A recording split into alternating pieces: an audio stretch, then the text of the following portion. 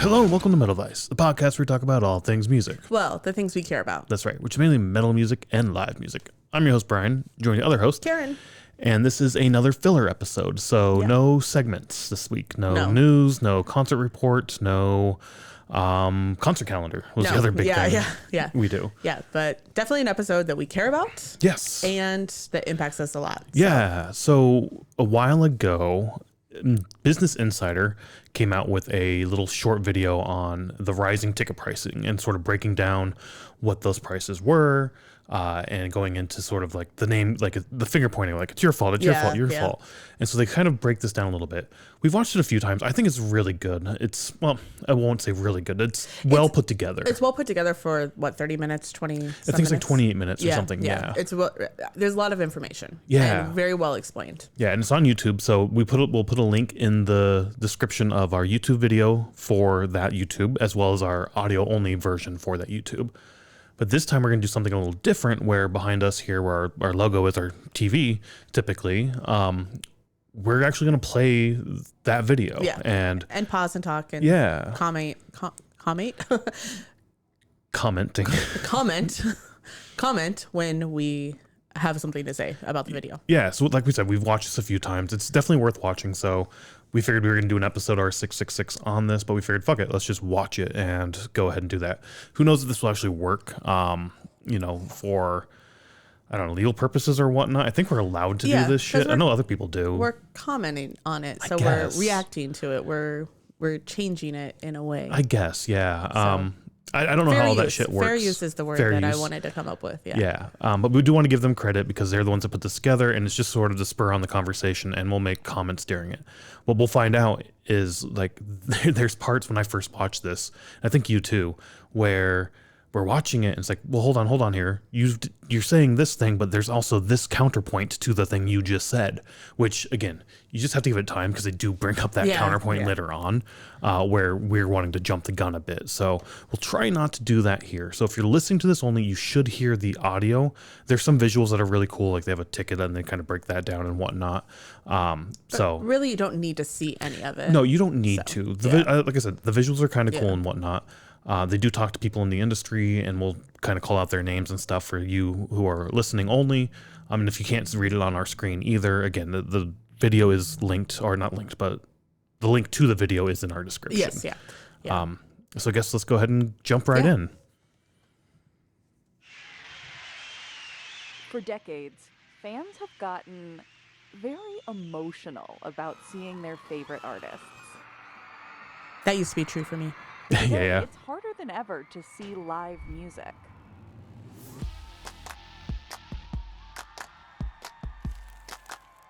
In 2024, Taylor Swift fans paid $204 on average for tickets to her Eras tour. Real quick before we get in this, we were fucking with the audio. Do you think it needs to go up just a little bit? Maybe just a little bit, yeah. All right, let's turn this audio up a little bit. Let's turn it up just a little bit. Yeah, if we end up, we can try to fix it on editing if I need to. Yeah, okay.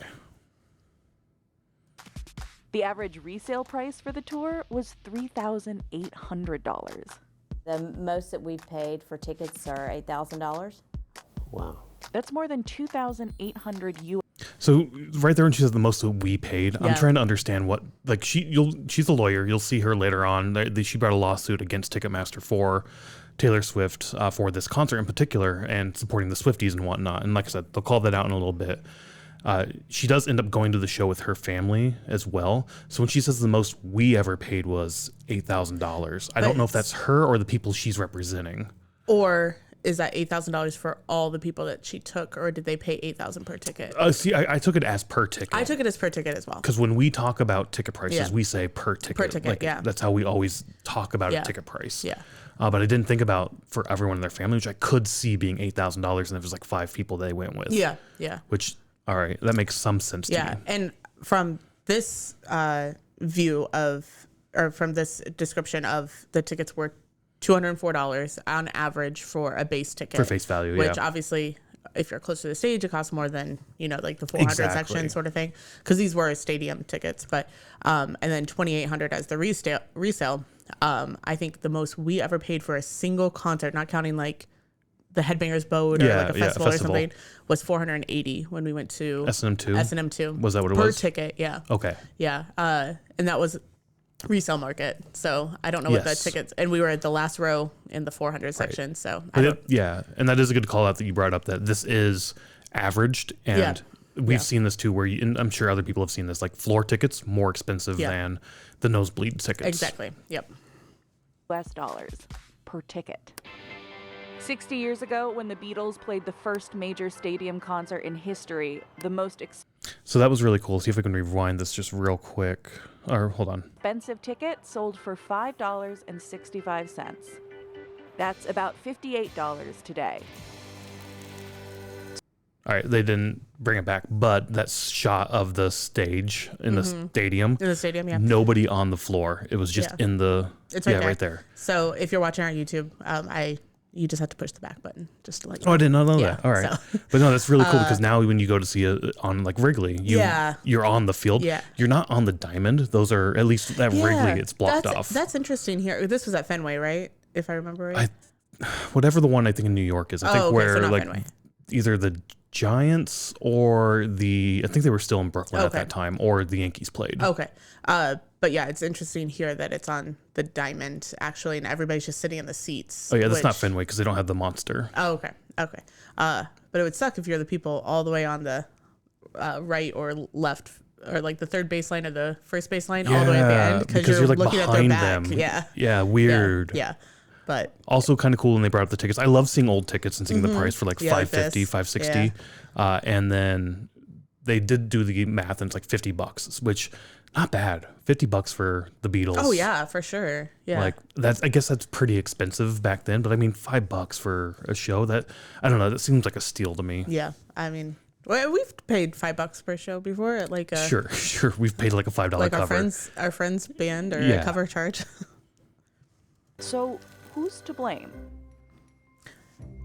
So for everybody listening, when they kind of talk about like who's to blame, if you're not watching the YouTube, they are putting together like a crime scene board where you have the yarn or the string like around everything. What? No, yeah, it's a crime scene board, I guess. I always think of those boards as more of a conspiracy theory type board. Like this person's connected to this person and this person. I guess I can see the crime scene board aspect, but that's Yeah. why I was just scoffing and laughing, because to me, it's a conspiracy board Okay. and like that drawing the lines all over. And I always think of like It's Always Sunny, where Charlie's doing this weird sort of in the mailroom, like Mailroom, yeah. That's what I think of. But yeah, Yeah. that's what they're doing here. Yeah. So whenever they say like, whenever it kind of cuts to like talk about it, generally there's a picture or something being hung up and then a string. Yeah, by the Going end of somewhere. this, they're going to have it covered with different names. Like every time they bring in a new party that Yeah. they're talking about, like StubHub, they'll bring that in and they'll start drawing lines between like Ticketmaster points it at StubHub and stuff like that. Yeah, So yeah. cool visualization and whatnot. A lot of people point the finger at Live Nation Entertainment, the company that owns Ticketmaster, manages artists, promotes tours, and owns and operates a lot of venues. So that much we knew. Live Nation blames the resale market for the industry's problems. These runaway resale markets that are run by and for broker interests. Resale companies like StubHub throw the blame right back at Live Nation. Any company that's being investigated by the Department of Justice and 40 attorneys general from blue and red states alike, if I were them, I would be trying to deflect as well. Some musicians So that's where we were talking about the blame game, Yeah. where every time they interview somebody, it's somebody else's fault. And right now it's just the introductions. Like they'll end Yeah. up talking to these people a lot more in depth here and go soon. in more depth. Yeah. call out both resellers and Live Nation Entertainment for driving up ticket prices. But Live Nation points out that it's the artists, not them, setting the price. It's sort of like a Jenga tower where you start to pull out one block and the whole tower starts to shake and stakeholders start getting mad at you. We spoke to musicians, a music journalist, lawyers, government officials, Live Nation, StubHub, and customers. And everyone says it's someone else's fault. All while the fans pay more and more. It isn't easy to untangle why concert tickets have become so expensive. We investigated every angle to find the real reasons it costs so much to see your favorite artists on stage.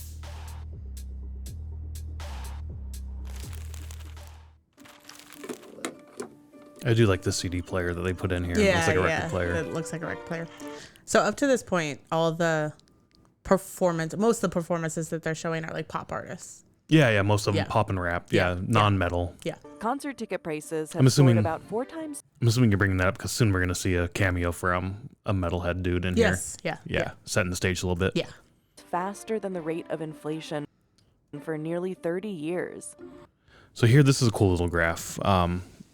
The inflation graph. So the average ticket price and customer price index. Oh, Yeah. all right. So yeah. like the rate of the price of the tickets going up versus what like inflation or like what the economy is doing. I'm assuming this giant uptick is probably right around 2020, and then you saw this huge spike. Yeah. I'm assuming that's what happened. Yeah.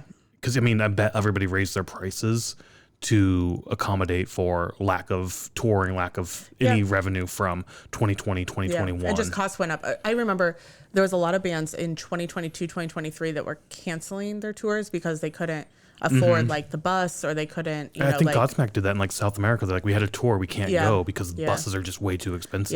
yeah. We were supposed to see Bad Wolf like around that time, and they had to cancel because of tour pricing, and a lot of European bands couldn't come to the US because Right. tour pricing was so high. So yeah.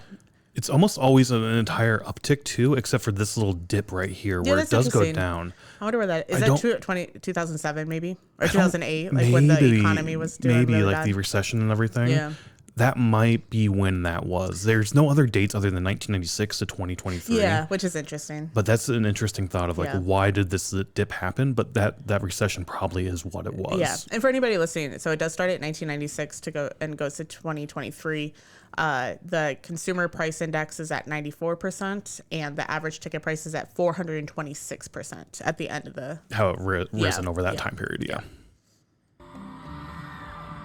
But rewind to the 1960s, concerts were practically pocket change. I mean, one of the most. And so this guy is Dean Budnick, editor-in-chief of Relix, and author of Ticketmaster. Iconic We're going to call out these names for the people listening, Yeah. just the audio only. Yeah. events was the Beatles at Shea Stadium.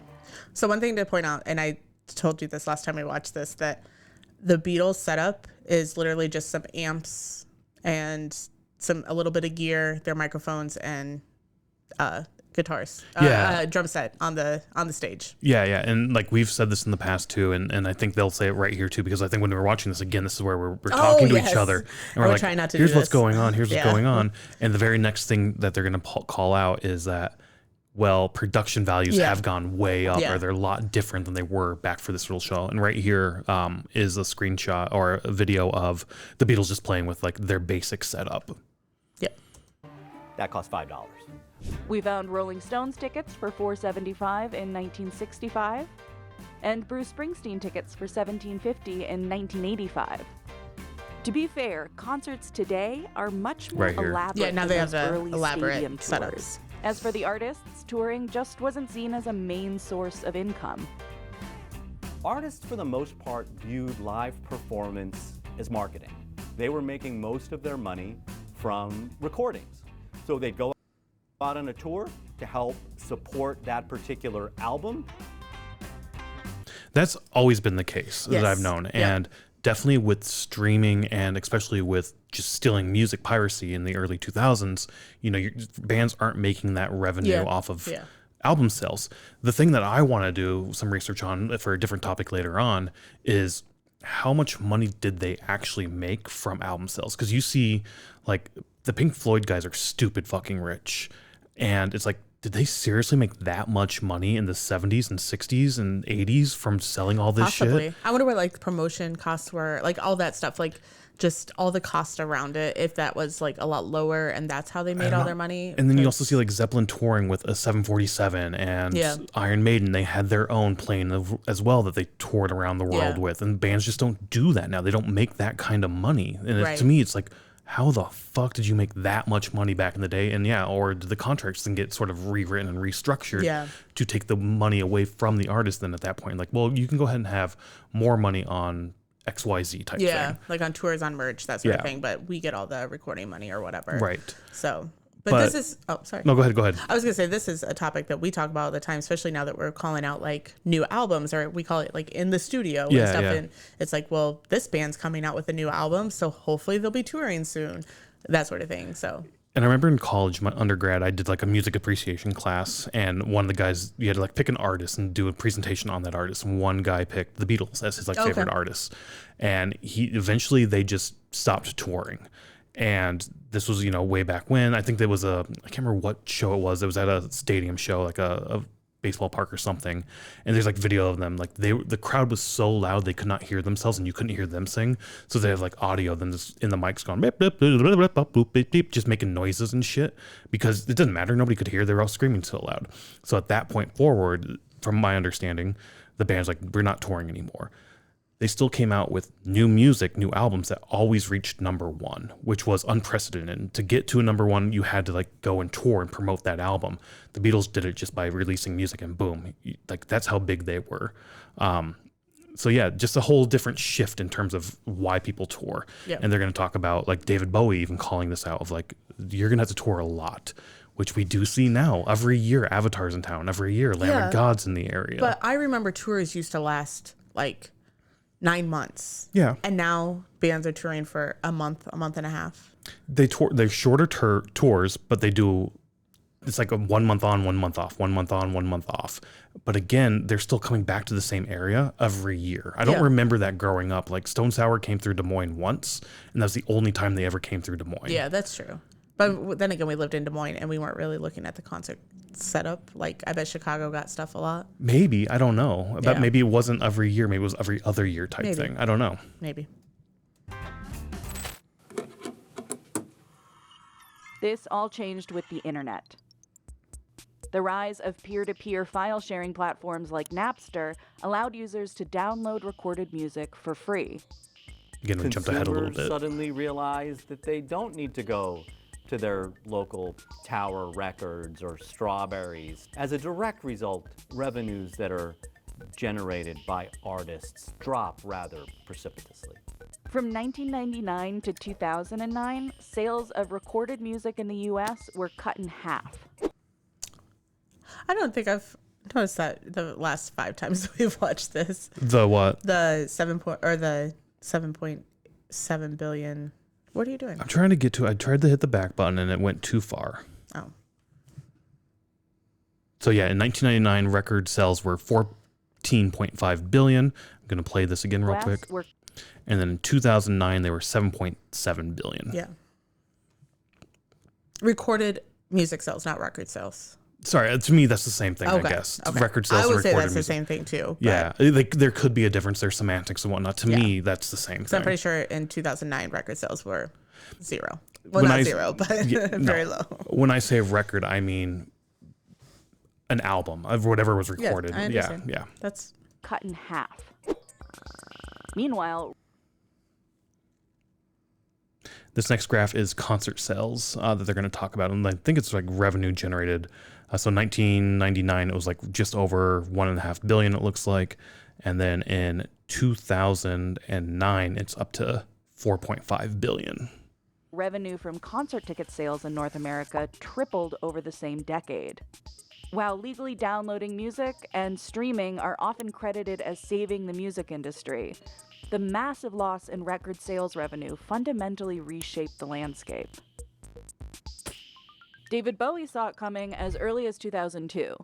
You'd better be prepared for doing a lot of touring, because that's really the only unique situation that's going to be left. By 2010, using the word unique in there is interesting, because how many times have we seen the same band and we say, it was a, such and such show or whatever. Like, if bands aren't always putting unique spins on it, and it's like almost this, I mean, granted, I'm not talking about when we go see the same tour multiple times, but just seeing a band year after year after Like year. I said, Lamb of God's coming through almost every year. Avatar's coming through almost every year, and we go to see those same shows. And outside of maybe a new album that came out or something, for the most part, it's the same show. Yeah. So not putting a spin on it. And we've talked to people who have said like, oh yeah, I saw Amma and Marth, I don't need to see them again or whatever. That's one that I would say yes, because they changed their stage setup. They changed the song. I mean, not always the songs and stuff, but it's a fun show to watch. But there are some people who, if they see a band once, they're not going to go again. We're So- probably not those people, but So Lamb of God announced their new tour that by the time this is posted, we probably already went to that show. I think maybe not. But Lamb of God announced a new tour before announcing their new album. And I was scrolling through Reddit when it was announced, and somebody mentioned like, hey, I saw them last year. I'm not going to go and see them again unless a new album comes out. And then, so boom, a new album comes out. Now I have a reason to go see them again. I don't know if you remember, I think it was yesterday we were recording another episode. I can't remember what the fuck we were recording. Okay. It all blends together. But we were talking, I think, about albums in full shows, how there's a lot of those out there. And it's like, I think I have a 666 topic for that. Yeah. We might have already recorded this and posted this because this is going up in the future, this video. Yeah. We know that this will be up in the future. Yeah. So I don't know, like, if we're going to do this 666, and B, if it would have been posted before or after this. But the thought I had to chat about was, I think that's why you're seeing a lot of tours as album in full, To get the fans to because come. that's the unique experience you have now. that's Is true. Whitechapel did this with In the Valley in yeah. full, and their newest album, late last year, they were on tour playing that album Yeah. in full. Yeah. So that's now the unique experience, I think, is bands saying, we will play this album in full because you haven't heard the songs live. We may not have ever played these songs live, but now it's a new experience for you to come and give us the money to see the show. Yeah, that's true. I never thought about that. Yeah, that's true. So again, maybe there'll be 666, maybe it won't. Maybe it's up, maybe it's not. I don't know. Top artists were making the majority of their income from touring. So how much do artists actually make from ticket sales? Deals can vary between artists and touring teams, but in a typical arrangement, artists receive an advanced payment or a percentage of total ticket sales. So the advance payment is how I typically think about a show happening. You met a guy in a merch line, I think at a Metallica show, and Yes, he runs a in Detroit, venue yeah. up in like Toronto outside or of somewhere. Toronto. Yeah. And you were messaging him a while ago, and just saying like, hey, how does this aspect of this part of the industry work? And he's saying, from our perspective, we pay a band X $1,000, say $10,000. Yeah. And they're guaranteed to get paid $10,000 for every show they go to, regardless of how many tickets we sell. And then it's on us to sell the tickets, and then we keep the profit from that. Yeah. And then I want to say he does work for a Live Nation venue. Oh, does he? Yes, Okay, yeah. I didn't know that. I did want. I mean, compared to like maybe a local venue or something like that. Yeah.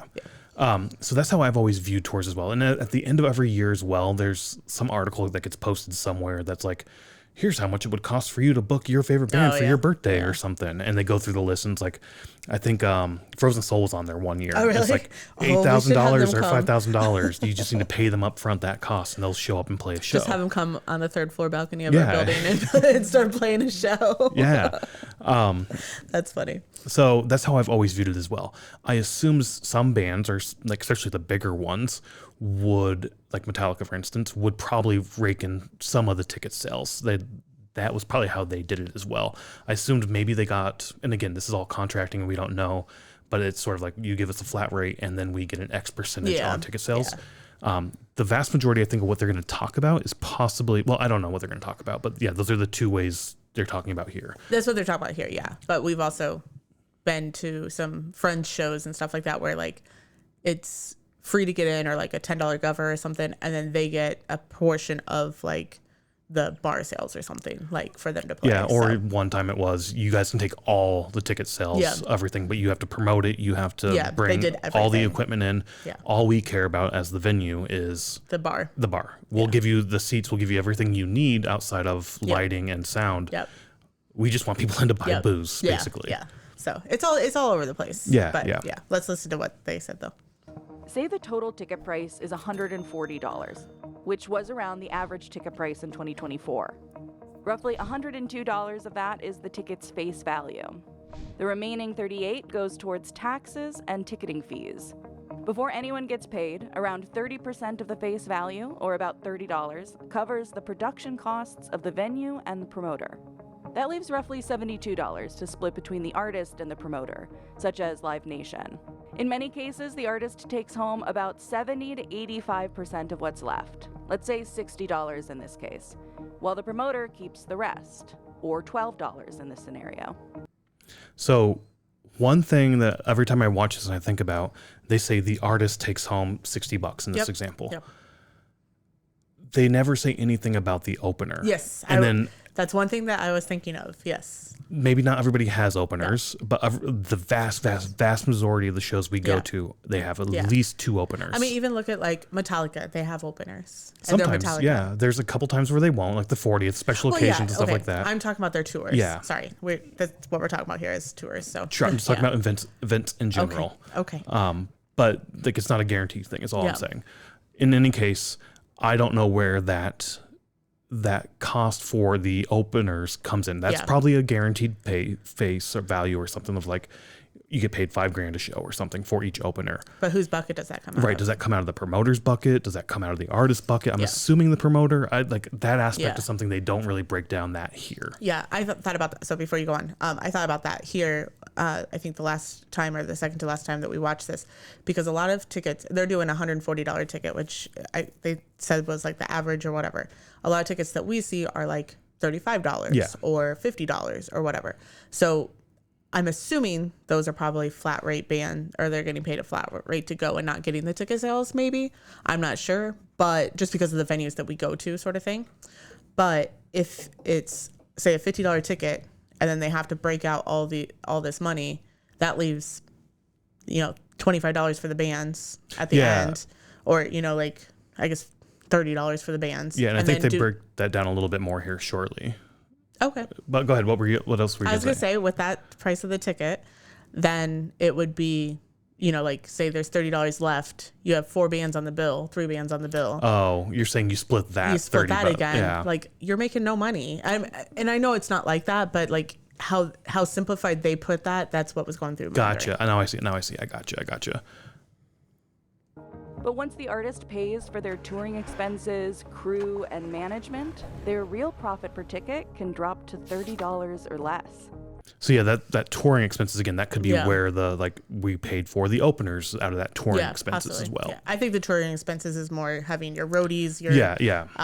any crew that's with Yep. you and the bus and all that stuff. Yep. And that's before adding. But comment on that really quick before we move on.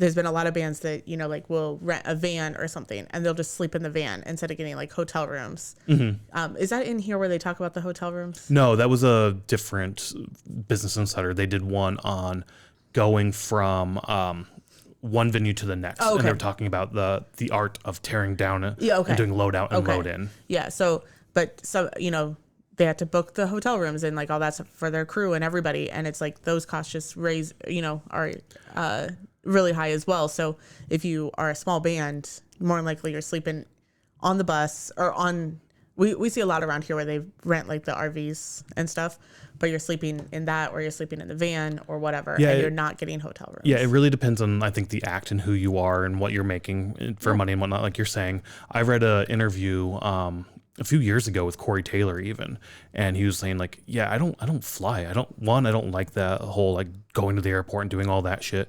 2, it's extremely expensive. It cuts into my how much I actually take home, like you're saying. So he's like, B, I just, or 3, I guess.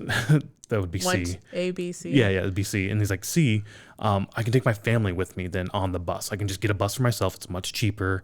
I sleep on the bus. And yeah, so the exact same thing you're saying is like, it's just cheaper to get a bus and stay that. Yeah. But again, that eats into what you're bringing home. Yeah. And I'm talking about bands that are a lot smaller than Corey Taylor though. No, So, but I'm just saying even he as an example as somebody who probably could afford to do that. Oh, yeah, for sure. Is choosing to do the bus route for several Oops, reasons. sorry, I didn't mean to hit that. Fees, which can tack on another 25 to 30%.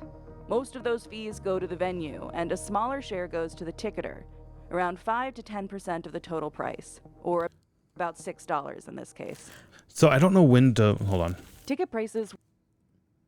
Yeah, I don't know when to break this down or talk about this because again, it will come up again and they'll talk about this a little bit. But yeah, the artist they say gets $60, and again they broke that down saying they get maybe 30 of it after paying for those expenses. The promoter gets $12. Then the promoter and the venue get another $30. The ticketer gets $6, and then the venue gets $32. The thing is, Live Nation is the venue. Yep. Live Nation is the ticketer. Yep. A lot of times Live Nation is the promoter. Yep. And a lot of times Live Nation is the promoter. Yeah. So of that, $140, what is it, $80 or so, Ticketmaster is raking in themselves. Per ticket. Yeah. From this average. Yeah. Yeah. So like, they don't really, they do call that a little bit, but they don't really go that deep into saying like, well, actually Live Nation is all of this over here, well over half. Yeah. So, but it is something that we talk about a lot. So. Yeah. 10% of the total price, or about $6 in this case. Ticket prices weren't always divvied up this way. To understand why most players blame Live Nation Entertainment for steep prices, we have to go back to when it was two separate companies, Ticketmaster and Live Nation.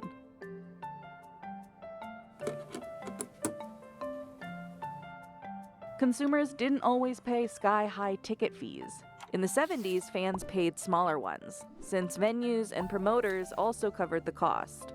That all changed in 1982, when Fred Rosen stepped in as Ticketmaster's CEO. He offered to pay venues if they used Ticketmaster instead of its competitors like Ticketron. Which is a common thing now, He goes still. to the venues and he says to them, what if instead of that, you made money? What if we raised service fees from 50 cents to $1.50, and then instead of it being a cost center, ticketing would be a profit center?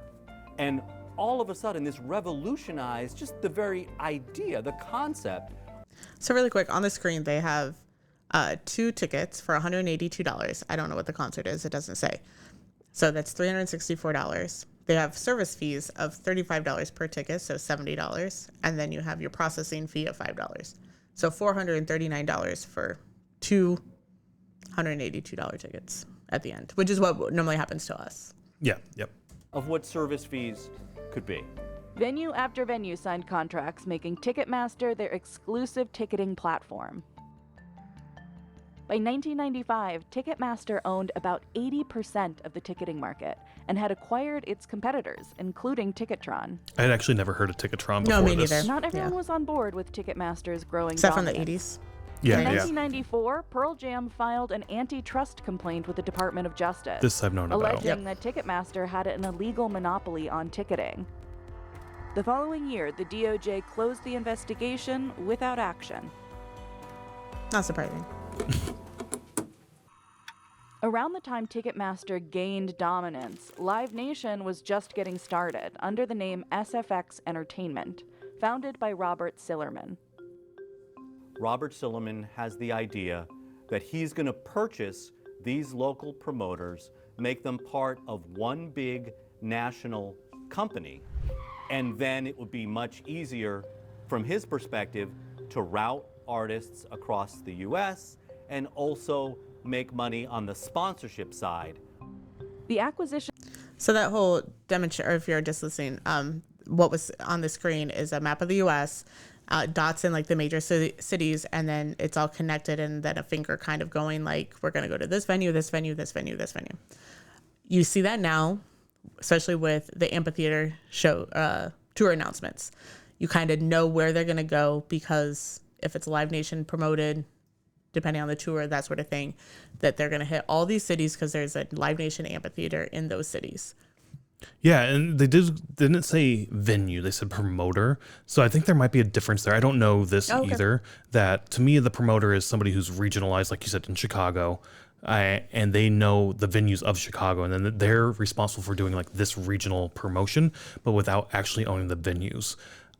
That's what I assume promoter means. I don't think it means that they own necessarily the venues, but you're 100% right of what you're saying. Like, you can definitely tell, like, their summer shows with Live Nation and their amphitheaters are going to be the amphitheater tours. So using this instead, the shows that go to the Live Nation venues, not necessarily the amphitheaters or that sort of thing, but like they'll hit Aragon, and then more than likely they'll go to the Sylvie, or that sort of thing, where they're still Live Nation venues. No, yeah, now they are, for sure. Yeah. No, I see what you're saying. I'm just saying, but back then when they said promoter, I was just like, I didn't know what that meant. I always assumed there's a separation between promoter and venue. The promoter is the one who puts the show on and chooses the venues to play at and routes everything to that, and they work with venues they know. Okay. That's all I'm saying. Okay. Continued to grow from there. In 2000, Sillerman sold SFX to radio station owner Clear Channel Communications. which strengthened its foothold in not only live events and concert promotion, but also venue operations. Following a series of antitrust investigations by the DOJ. So I knew Clear Channel was like a big radio station that sort of like owned a bunch of the radios and whatnot, and that was the big, like Clearwater or Clear Channel or whatever. They fuck them, they suck. The way that was said is that until that acquisition, Live Nation or FSX was still on the promotion side, and then they got into the venue side with Clear Channel. That was sort of what the vibe I got from that statement. I don't know exactly if that's true or not, but based on how that was displayed or talked about, that's how I read into that. Clear Channel announced it would spin off Live Nation solely as a music promotion business. By 2008, Live Nation was the largest concert promoter in the world, controlling about 90% of major. They just used the term Live Nation was the largest concert promoter in the world. Yeah, but also controlling the venues. Yeah, that's what I was trying to say earlier. Yeah. So, No, I got you. For amphitheaters in the United States. Then in 2009, Live Nation and Ticketmaster announced their plans to officially merge. The possibility of a merger sparked widespread backlash. Senator Chuck Schumer criticized the deal, saying it would create unrivaled power over concertgoers and the prices they pay. On Wall Street, stock prices for both companies dipped. And in a letter to his fans, Bruce Springsteen suggested that the merger would return us to a near monopoly situation in music ticketing. In 2010, the Department of Justice approved the merger, which created Live Nation Entertainment.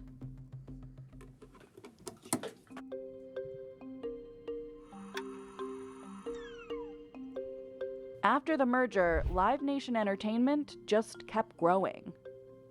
Fast forward to 2025, and the company had expanded into artist management, music festivals, sponsorships, and the resale market. 15 years since the merger, earlier we probably before this episode gets posted, we did a episode on the Netflix train wreck of Astroworld, and there was a Live Nation photographer who was on there, and she mentioned if you're in the music industry, more than likely you work for Live Nation. Yeah, and we've called that out as well. Like they own every aspect Everything, of yeah. like the live entertainment. And even in that documentary, they basically said, I think the quote was something along the lines of, think of us like Disney, but for live. Yeah. cost of concert tickets in the United States. We got Jamie Josta on the screen. Yeah, here. So Sorry, I kept thinking it was going to come up, so I was trying to pause it. But all the bands were rapper, pop artists. I think that Kenny Chesney might have been one of them. And then we have Jamie Josta from Hatebreed. like I said, we've watched this 3 or 4 times before this, and it wasn't until the very last time we watched this that I paused and was like, wait, is that Jamie Josta?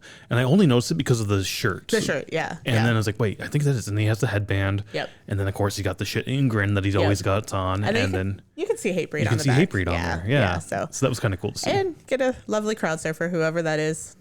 Glad you had fun at the show. Has continued to rise. Ticket prices have climbed by as much as 120% since 2010, and particularly surged post-pandemic. So there was that surge that we saw. It isn't just the face value price of tickets that's frustrating fans.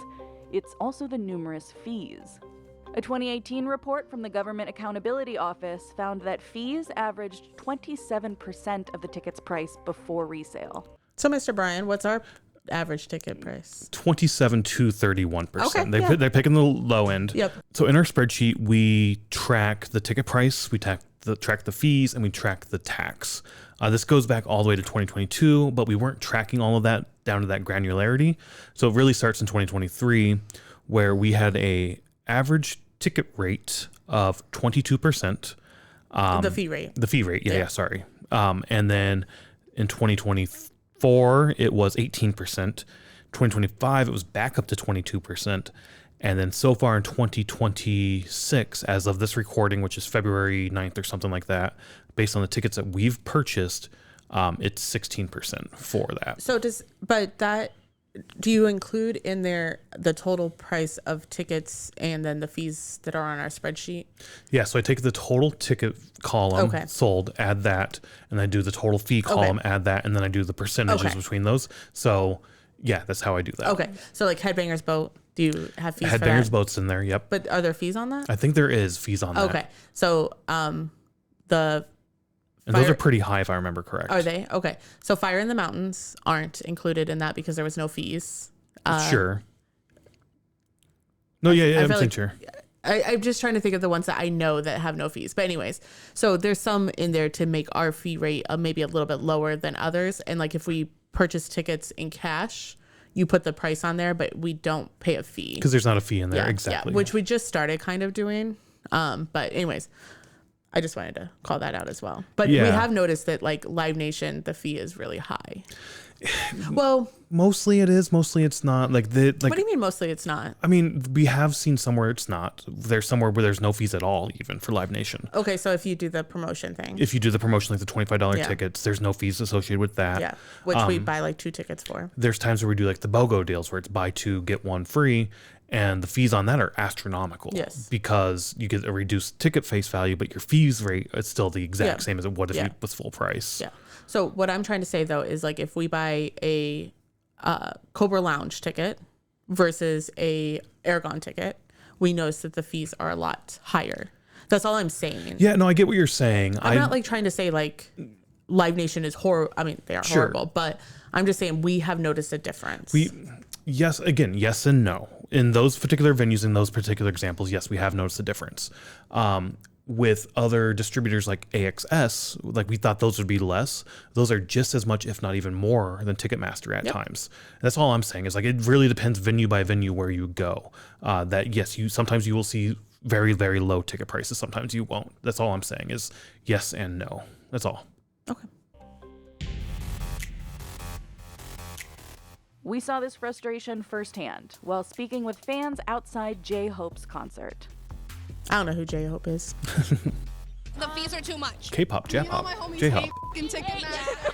Oh, and one thing, what the f*** are $150 fees? I'm sorry. Fees are ridiculous. Fees are jail time. Jail time. In conclusion, jail time. We also saw for I don't know where that ourselves came how from. things change in real time. We filmed our colleague AC's attempts to buy tickets to Beyonce's Cowboy Carter tour in early 2025. There has to be somewhere with 2 tickets left. Please, no. Okay, here's what I'm gonna do. I'm gonna get 2 tickets that are in the same section that are $3.89 a piece.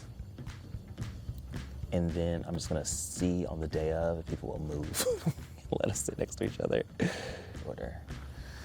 Let's see if that worked. Oh wait, I only got 1 ticket. I thought I got 2. I thought I got 2. I only got 1 ticket. What am I doing? What am I thinking? Oh, this is really bad. This is bad all around. Okay, to conclude, this is a mess. I got a really bad placement in line. I was overwhelmed. I thought I was getting 2 different tickets. I only got 1 ticket for $3.89. Yeah. The service fee was $70 plus a processing fee of $5, so I paid $4.64 for 1 ticket. Well, I don't know what to do. I guess that's it. So there they talk about the ticket buying process a little bit. Very, very, very little. Yeah, again, focusing a little bit on the fees because he does call those out at the end because I think that's the whole point of this is the fees. But that whole process of buying tickets is, I believe, very, very much engineered to be the way it is to create be like FOMO. Yeah, create the most amount of FOMO Yeah. you can. For big shows like this, there's a bunch of people in line trying to get in right away. So you're going to, get a bad place in line, like he said. Like, you don't know where you're getting in the queue. You sort of just get thrown in. Now, again, there was sort of this big debate around back to the beginning on Reddit with one post of somebody saying, well, it's completely random where you go. And then somebody else being like, I'm an engineer. It's not random. They do have criteria on, like, they can flag you as being like, you spend a lot of money with us, therefore you get a slightly better spot in line, but it's still somewhat random, was his assertion on this post. There's like no evidence for that. I was like, do we spend too much money? Is that how we got a ticket? I don't know. I mean, maybe, but like at the Yeah. same time, like that's his assertion. And I kind of agree with that. Like there is ways for Live Nation to say this person buys a lot more tickets. Also, if they can do that, they can also then say, this person's a bot and they're going to resell through us, therefore we should give them a bump up. Yeah, but it also could be something that could work into, I mean, I can't prove this, but just what you're saying, work into the dynamic pricing that Live Nation does a lot, or Yes. Ticketmaster does a lot. And it's like, well, they're going to buy the ticket because they always buy a ticket, so raise their price or whatever. Yeah, So I'm not saying that happens, but from the logic that you said from that Reddit post, it could happen. Yeah, and they do bring up dynamic pricing here in a little bit, but the thing they don't really touch on is I've seen people post this and say this as well. It hasn't, I don't think, happened to me directly that I can think of, but where you have a ticket, it's in your cart. It used to a lot, I feel like. See, I can't remember it happening to me. It may have way back in the day, but I can't remember that. But basically, you have it in your cart, you're ready to go check out, and then boom, you get bumped. Something happens with your session. You didn't get your ticket. You come back, they kick you out for whatever reason, or they say your ticket's sold. And then you come back in, and because of dynamic pricing, the price has now jumped. And again, they talk on that a little bit later on, but not a whole lot. I feel like that's happened to us before. We have seats selected or tickets selected, and then we go to check out and it says those are no longer available. I feel like that has happened. What has happened is like we go to select our seat, like in here, we'll go to section 313 and we'll scroll in to try to find like aisle seats. So we'll grab the 2 aisle seats and then we'll move our cursor over to hit check out. And when we do the check out, that's when it would refresh and be like, nope, those seats are gone. That's what I was saying. Oh, Yeah, gotcha. yeah, Okay. yeah. I was saying you get even further down the process. Oh, I think they've fixed that on the most ticket or most buying things where like if you have it in your cart, Yeah. then it counts as yours, and but then you have like a 7-minute countdown or something. And that's the other thing I was going to bring up is then they didn't say it here. Every part of this process, once you get in the room to buy your ticket and you have the map and you want to figure out your section, you have a countdown. Here's 8 minutes to find what you want. You make your selection and you say, add my 2 tickets, proceed on to the next section. Your timer gets refreshed back up to like that 8-minute mark or something. Does it? Yeah, it does get Okay. refreshed. I have noticed that. Yeah. And then you go to the next page and it gets refreshed again. But again, this whole process is so fucking engineered to maximize FOMO. Yeah. Like you now have a ticker up here that's Yeah. counting down. Like if you don't buy them now, you're not going to get them. Exactly. So one thing that we just talked about when we watched this a couple times ago with this particular guy buying these tickets, you're like, it's not that bad to buy tickets or whatever. And you made that comment. And I said, I was like, yeah, but not everybody buys 60, 70 tickets a year like we do. I mean, like you do. Yes. I've bought like 3 tickets the entire time we've done this whole concert thing. So by now I do have the process down pretty Yeah. well in terms of like what the screen's going to look like, where the cursor is, Yep. where the checkout button is. Yeah. If they ever redesign their UI, Yeah. it's going to take me a little bit to retrain Yeah. me. But you did bring that up as well, where you're like, you do it really fast. You're like, I got him.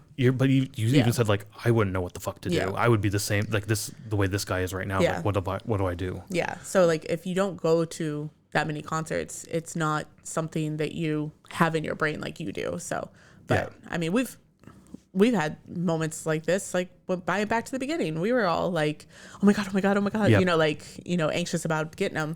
So, I mean, I get his Yes. feeling, but also watching it again this time, I feel like this was just to include in the documentary of like what the ticket buying process is, even though they don't go into it that much.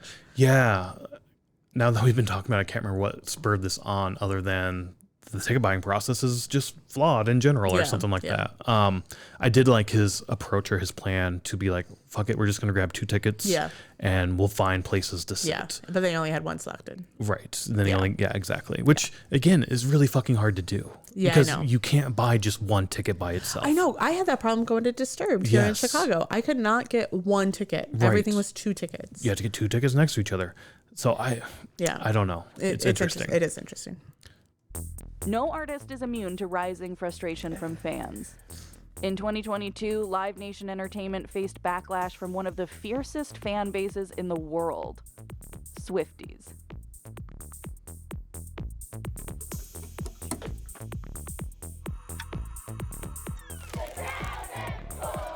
When tickets went on sale for Taylor Swift's Eras Tour in November that year, Ticketmaster crashed under the weight of about 14 million people trying to score tickets. So if you're going to argue for fees, which I can see a rationale for having fees. I really can, because you are hosting a site, you're hosting things. It takes overhead to host like the servers and whatnot, and you want to recoup your like basically your operating costs. Like I'm okay with that to some extent. but also you kind of know what shows are going to be very popular. So therefore you can add more resources to those servers, spin up another server, move stuff around to like make sure you can accommodate the load you're going to face. Comic-Con San Diego had the same thing happen like 2021 or something where they were going to go live with their tickets. I was sitting in the queue and their whole system crashed, and like everybody was saying the same thing, like, you know, this is going to be very big, you know, this is going to be very popular. Why had you not allocated enough resources for this, especially at launch of a show going live, like for that first moment, especially with a big performer like Taylor Swift or Beyonce. Exactly. Or, so like I do blame Ticketmaster now 100% for that. Like, how the fuck are you dumb enough not to have resources? And again, maybe it's not dumb enough. Maybe it's negligence, like pure negligence, intentional negligence of like, well, if we spin up a server, that's going to cost us more money. We know it's going to sell out regardless if it crashes or not. Who gives a fuck about the fans? Let's just let it crash and it's still going to sell out. That's probably, in my mind, that's probably what happened. And again, I had no evidence for this. So it's just like me and my hatred for this company. That's sort of where it's like my gut goes to, like, well, they just meant to do it this way because they don't give a fuck about like the they fans. don't want to spend the extra money to get more server space or something. Yeah, exactly. And fans were upset. This made me laugh the first couple times I saw this, like how angry and frustrated she got. But then at the same time, I do feel this way. Like I've tried to get shows before and I couldn't get a ticket to the show and I was pissed and think about angry. if we didn't get back to the beginning. Exactly, like, right? I mean, like if we had to try every single day and then the last, that Friday came and it was just... The thing I'm not going to do though is go on TikTok and express that. I would, we would probably make an episode about it. We probably would make an episode and be pissed. I mean, to be fair, I guess, you know what? No, fuck this. I don't know why I felt like this is a funny moment or whatnot, or whatever I was trying to say earlier. Because without the crying, her emotion, I had just anger, but towards System of a Down with those tickets. I had the exact same experience, just more anger based than emotion, like sad emotion. And I was gonna say, like, if we didn't get ticket, or we're saying back to the beginning because that was a big concert for us to go to, and if we didn't get tickets to that show, then we would have watched the live stream. Which at this time they didn't have any of the Taylor Swift live streams out there or whatever. I think now it's on like Disney. Well, did they make like a movie or something about it? Is that what it is? I thought it was a movie that then it got released into the theaters, which again, fucking brilliant. Go ahead and record this and then release it in the theaters and then hey Sharon, put Back to the Beginning in theaters. We will go watch it. Like people will pay for this shit. Like any case, I feel for this girl. I really do. The first time I watched it, it was kind of funny at first, but then when you sit down and actually think about it, you're like, oh, I've been in her shoes. This really, really sucks. So I do feel for her. What am I gonna do? Even Taylor Swift spoke out. In a statement on Instagram, she called the ticketing chaos excruciating to watch, but didn't name Ticketmaster directly. In December 2022, Taylor Swift fans sued Live Nation Entertainment over the debacle. We have filed almost 1,000 cases against Ticketmaster, maybe more. This is Jennifer Kinder, I a should have the lawyer name. who, along with John Genga, represents the 355 Swifties suing Live Nation Ticketmaster. We're also adding what's called a RICO violation. Since they control every aspect of the ticket purchasing Thanks to the Dark Knight, I now know what RICO and is. the live entertainment industry, that's where you get into not just monopolistic behavior, but racketeering behavior. The lawsuit is still ongoing, but no matter how this case pans out, the fans' anger led to more scrutiny from Capitol Hill, culminating in a Senate hearing. I do remember and this an happening. even bigger ongoing lawsuit against I was a Live little Nation frustrated that it did Entertainment. happen. Did the Senate hearing In happen? May 2024, the U.S. Department of Justice filed an antitrust lawsuit to break up the company. Mostly I was upset that, like, oh my God, something happened to Taylor Swift and now you're going to fucking step in and do stuff. But like, this is happening every fucking day.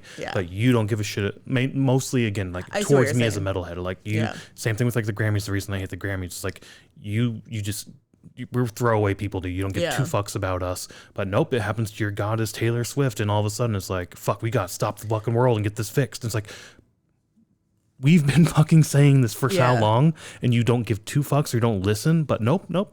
Taylor Swift and blah. Like, that's why I was pissed that it happened. I see. I understand now why you're pissed that it happened. Not you aren't pissed that it happened. You are pissed that it took to get to this point or this person for it to happen. And I do get it. She's so fucking massive, and like it makes sense why it would happen with her, right? It really does. So I shouldn't be pissed, but like my gut reaction is just that's why I was upset about it.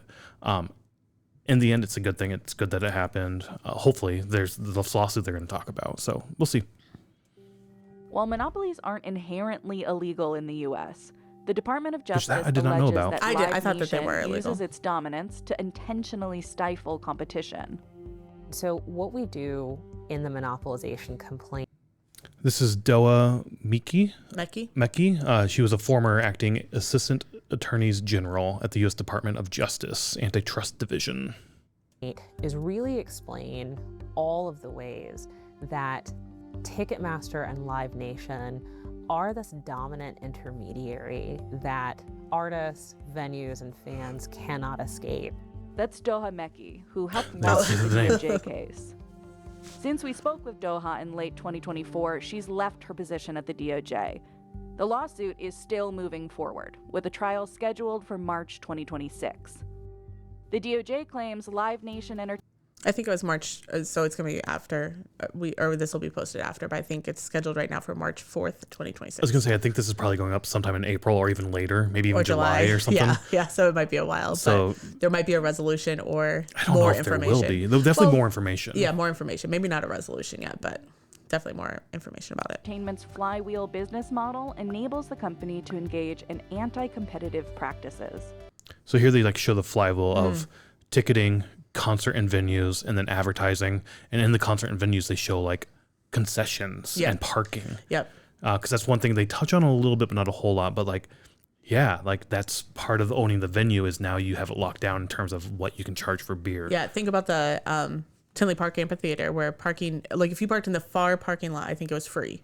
I didn't know that until recently. I thought everything was charged. And now they're going to start charging. Yeah. But it's that far parking lot. Like I don't give a fuck. I did not know that. I assumed, again, if you're going to park here, like every venue has parking that you had to pay for. I just assumed that was like 20.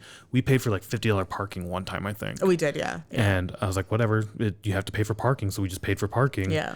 I didn't know there was free parking. Yeah, at the very we back. didn't know. That one time when we went, we didn't know that there was free parking. Yeah, the $50 got you like up by the front door. It's like, I don't give two fucks over the front door. Exactly. We're not leaving till everyone else leaves anyway. Yeah, it's not like you're getting out anytime faster. But one thing that they don't show on here that venues and I'm going to say venues and which would relate to Live Nation as well because Live Nation owns so many venues is also taking merch cuts from the bands. Yes. I don't think they touch on that at all. They do not, in this.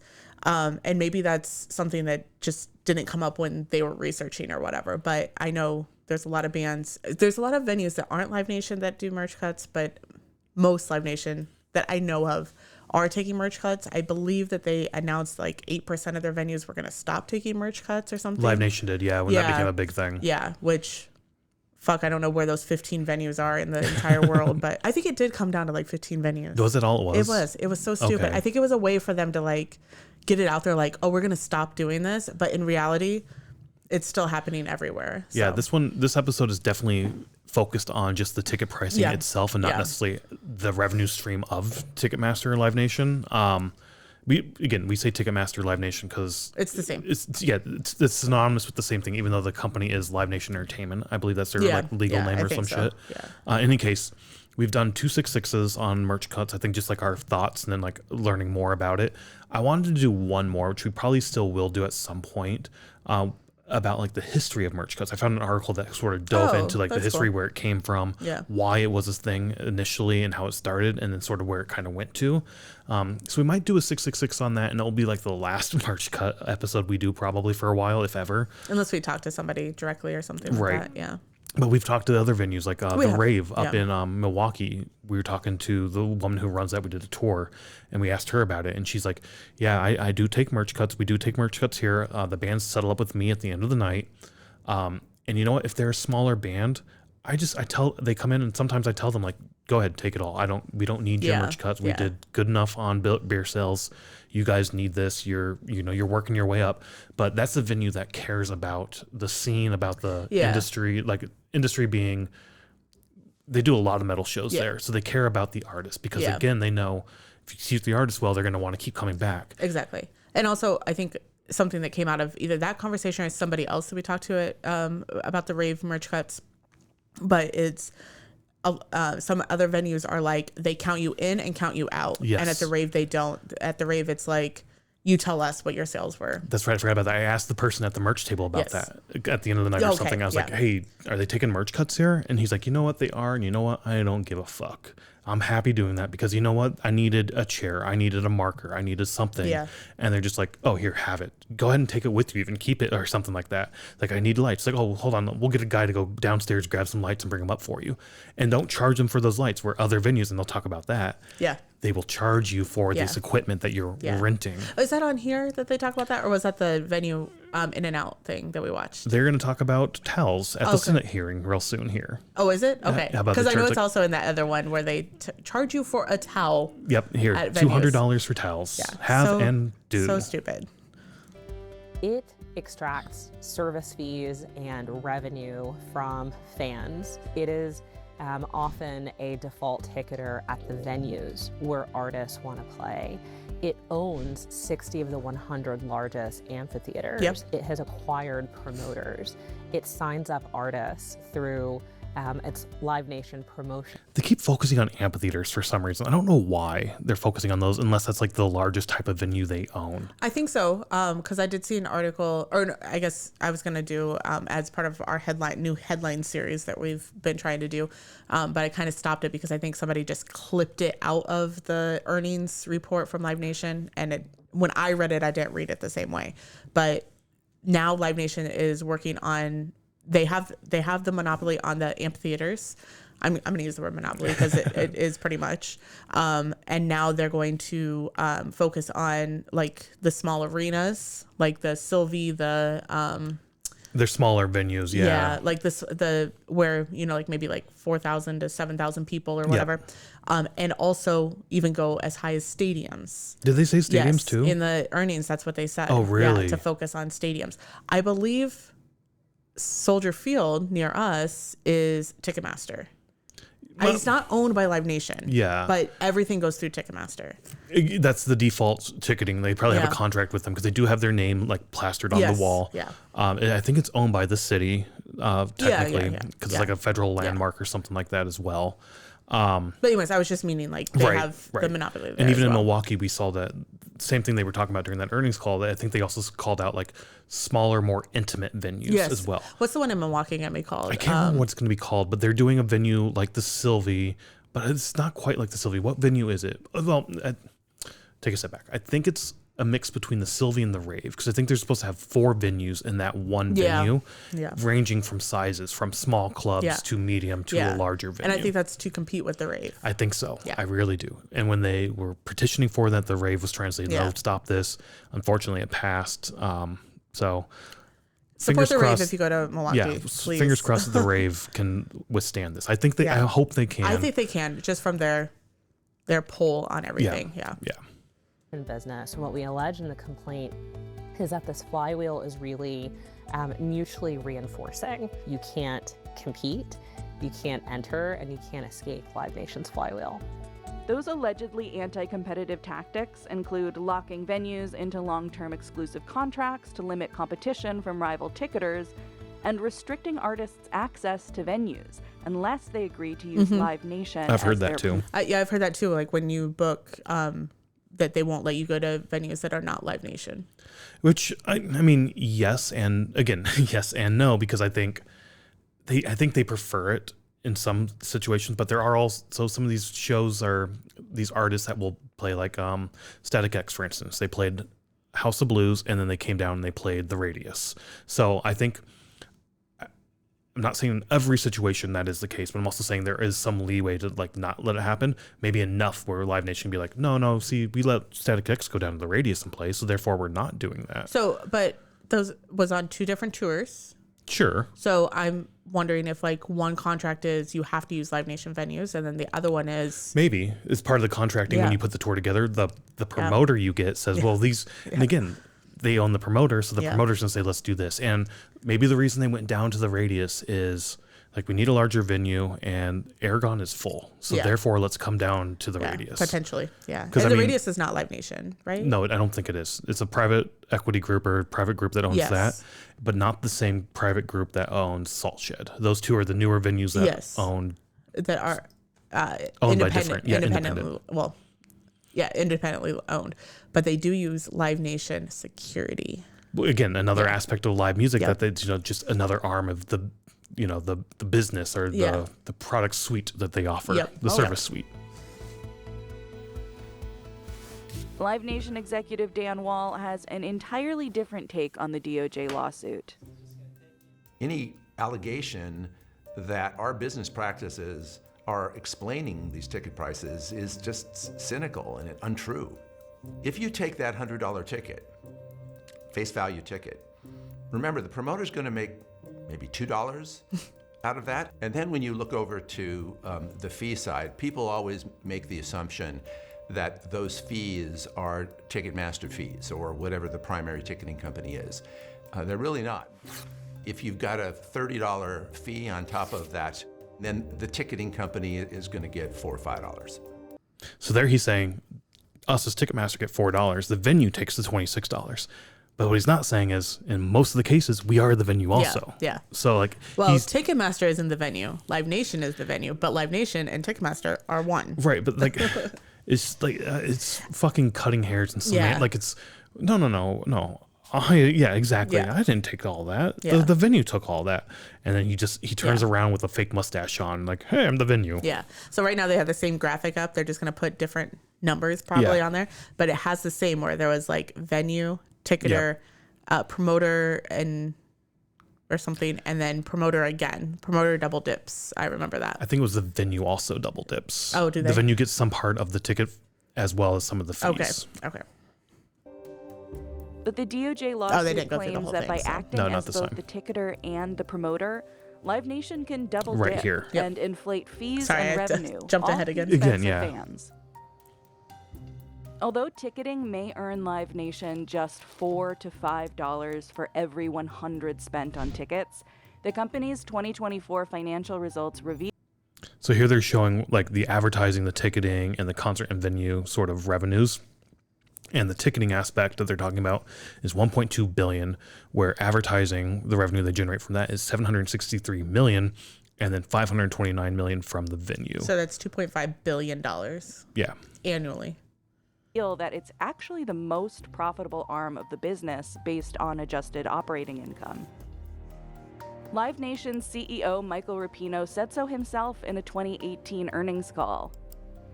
If we get 90 million customers in our flywheel on a positive basis, we can sell them more food, we can sell them more sponsors, we can sell them more ticketing services, all higher margin businesses than the low margin flywheel. Yep. So again, get them in the door. We own the food. We own this.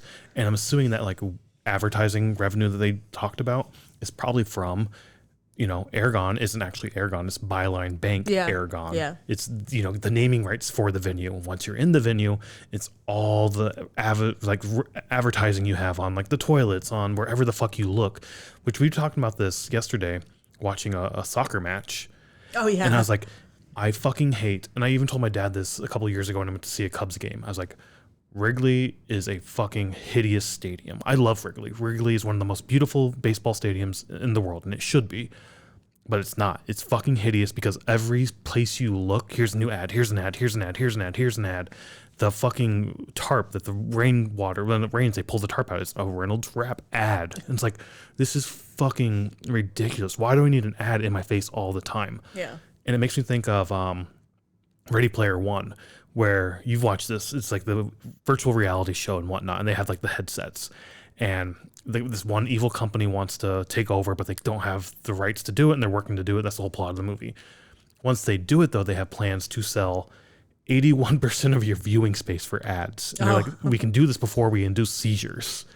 And it's like, it's so fucking bad. Even Silicon Valley did a joke about that. Like, yeah, like the whole thing at the beginning of Silicon Valley is ads.